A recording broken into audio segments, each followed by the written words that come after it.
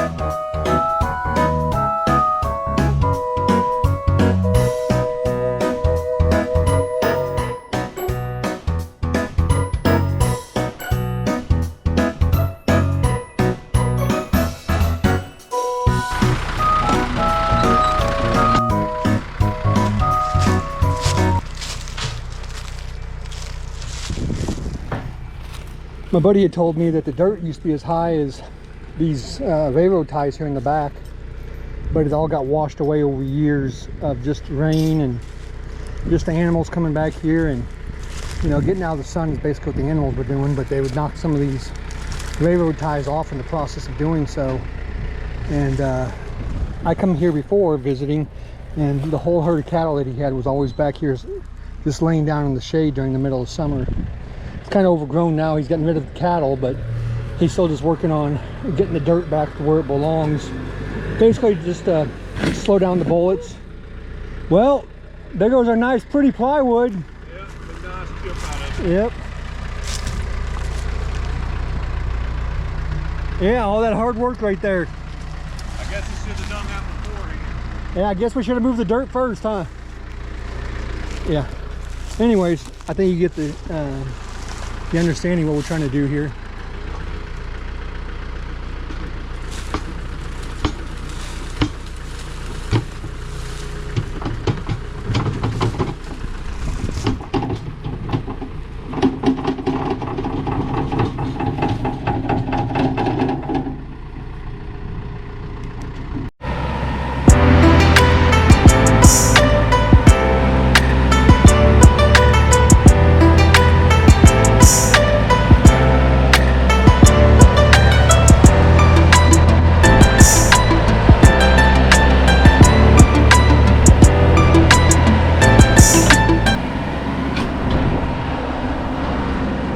Just trying to get out the high spots, level it out a little bit so the water doesn't pool back here like it has been doing over the last couple of years. And you know, neither he nor I are an expert when it comes to a tractor.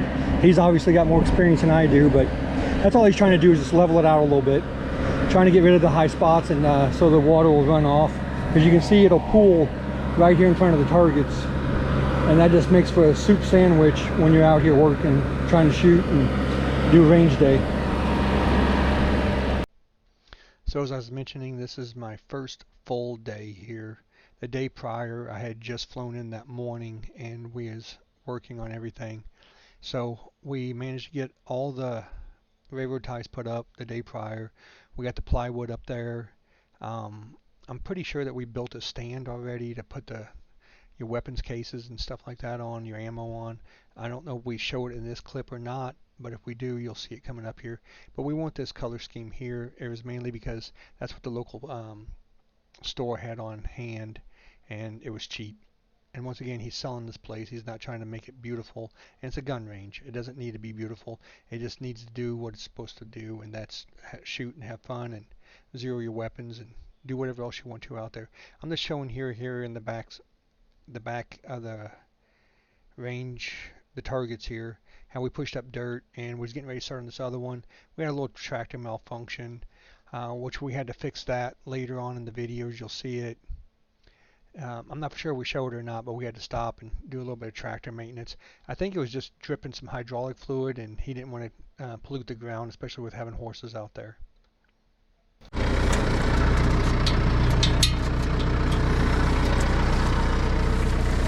We had to come over here and get the disc to start disking up the cattle / horse pasture. I don't know if he's going to put seed down on it or something like that, but kind of buried in the overgrown grass here because he hasn't used it in over a year, he said.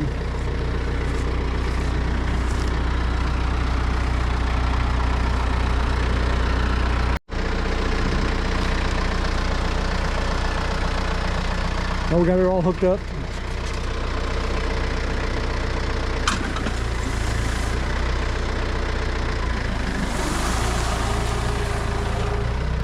And that's what it is. You want to hop on? About to pull some of these posts up out of the ground using a chain in the front of the bucket.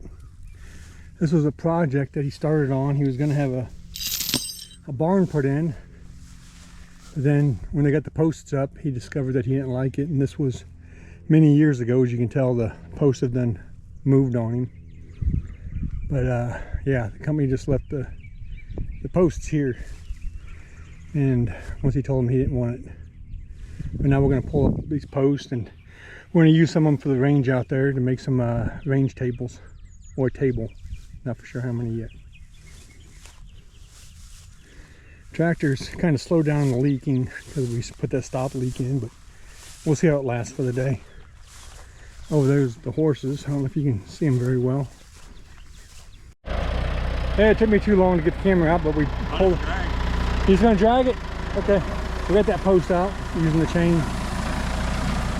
Pretty simple with the tractor with the front end loader. We'll just drag it over here to the range and probably use the chainsaw to cut it into a couple of different pieces. Make a range table. That way we just have something to put ammo on or your firearms on instead of putting it on the ground, especially if it's been raining or something like that. I'll keep you guys updated as the day goes by. There we go. Just digging the holes for the table that we're going to put in. Got the first one already dug. Work on the second one. The good thing is his land's sand, so it's not that bad.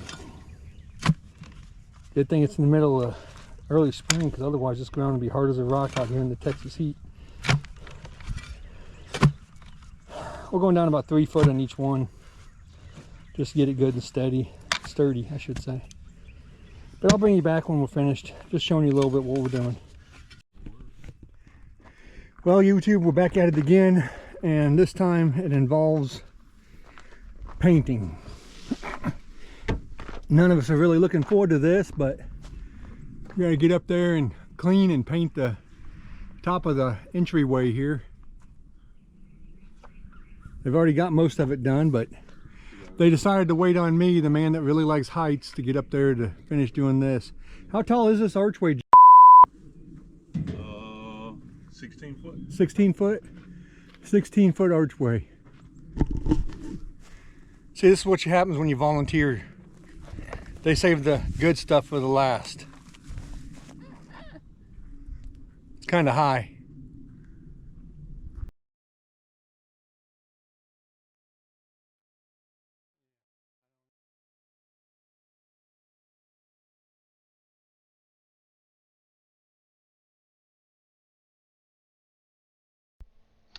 So a little change in our plans. We decided to paint his archway coming into his ranch. And he had started painting it before, as you can see behind me underneath the American flag. It's black. And he had a 5-gallon can of black paint out there. And he was using a kind of like a car wash mitt to paint with, which I thought was pretty unique. This is his wife right here. And we got the ladder up there, and it's a little sketchy on the back of the trailer. So he's trying to figure out a better way to doing it. The neighbor that lives directly across the street had a bigger ladder, and he ended up letting us borrow it. But the problem was the paint had sat out in the sun, and even though it's still winter time there, we had to take a respite from the really lumpy, and we couldn't archway out there. We didn't figure that out for about 5 or 10 minutes, but I was just we showing got you guys Sierra the out archway here to and help us some of the finish stuff that painting we everything. But doing. this is just a stand, so you can rest your weapon on it, or your ammo, or whatever you want to do with it. Just something to keep your equipment up off the ground when you're out here at the range. Now I'm just showing you guys the completed range, how we finished painting and everything. As I get closer, you can see the metal dongs. I call them dongs because they make the dong sound whenever you hit them.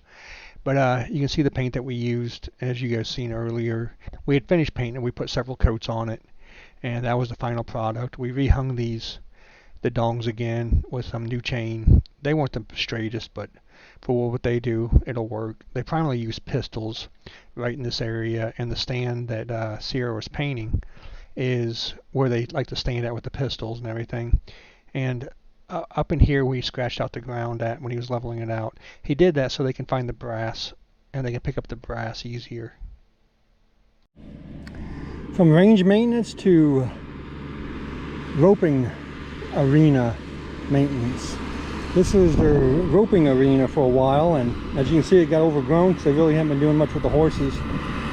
He said the horses have gotten a little old, and it's time to just move on.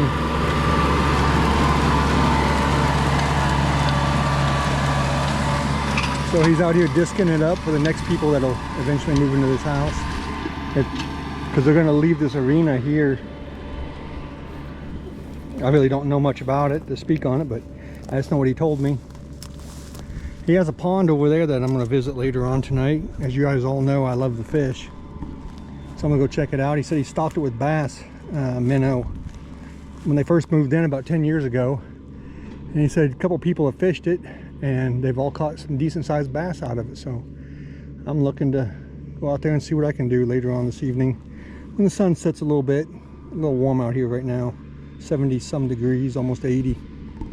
But yeah, so that's what we're up to right now, just getting this arena disked up and I guess ready for the next people. Okay guys, I'm over here at the fishing pond and we already caught one fish.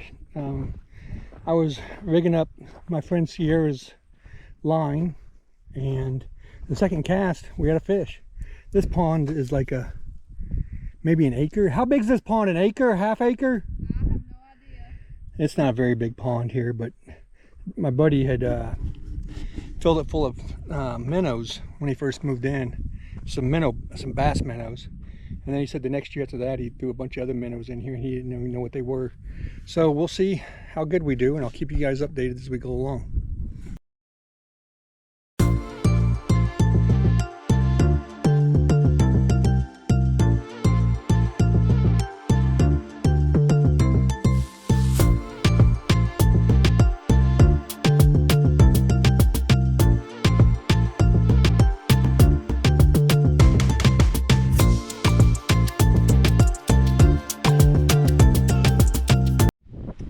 It's very windy out here, but I'm just going to show you guys what we're up to.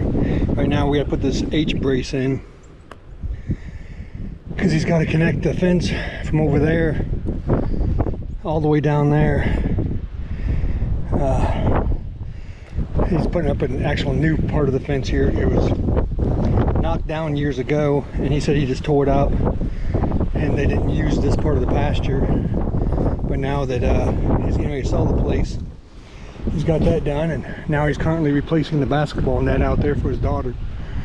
A little bit of work. Luckily it's sandy terrain and it's easy digging.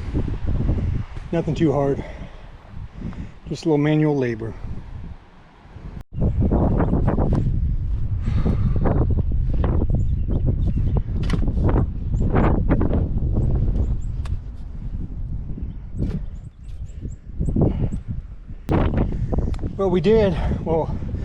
What he had done is put a little spray paint on here for 3 foot.